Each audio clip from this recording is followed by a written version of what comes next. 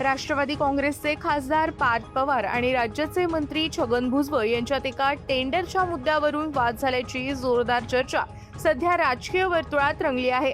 हा वाद इतका वाढल्याचं सांगितलं जातंय की पार्थ पवार यांनी छगन भुजबळ यांना थेट त्यांच्या खात्याबाबत इशारा दिल्याचीही चर्चा आहे। यामुळे या कथित वादाने राज्याच्या राजकारणात नवी खळबळ उडाली आहे।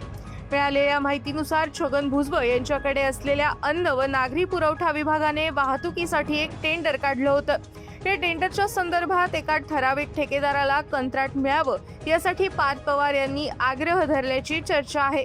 मात्र टेंडर प्रक्रिया नियमांनुसार होत असल्याने संबंधित ठेकेदाराला थेट कंत्राट देता येणार नाही असं कारण देत छगन भुजबळ यांनी हा आग्रह मान्य करण्यास नकार दिल्याचं बोललं जात आहे। यानंतर दोघांमध्ये शाब्दिक खडाजंगी झाल्याची माहिती समोर येते।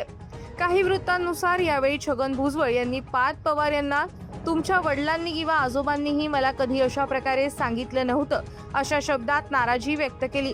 त्यावर पार्थ पवार यांनी संताप व्यक्त करत मला तुमच्याकडचा विभाग काढून घ्यावा लागेल असा इशारा दिल्याची चर्चा आहे। दरम्यान या कथित वादावर छगन भुजबळ यांनी सूचक प्रतिक्रिया दिली आहे। काही गोष्टी समजुतीने करायच्या असतात याचा अर्थ आमच्यात वाद झाला असा होत नाही असं त्यांनी म्हटलंय। तर दुसरीकडे राष्ट्रवादी काँग्रेसचे प्रवक्ते उमेश पाटील यांनी या सर्व चर्चांचं खंडन केलंय। पार्थ पवार यांच्याबाबत जाणीवपूर्वक चुकीच्या बातम्या पसरवल्या जात आहे, असं काहीही घडलेलं नाही असं ते म्हणाले।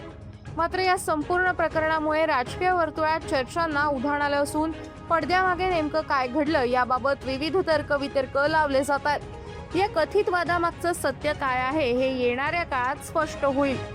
पण सध्या तरी पार्थ पवार आणि छगन भुजबळ यांच्या नावाचीच राजकीय वर्तुळात सर्वाधिक चर्चा रंगलेली दिसत आहे।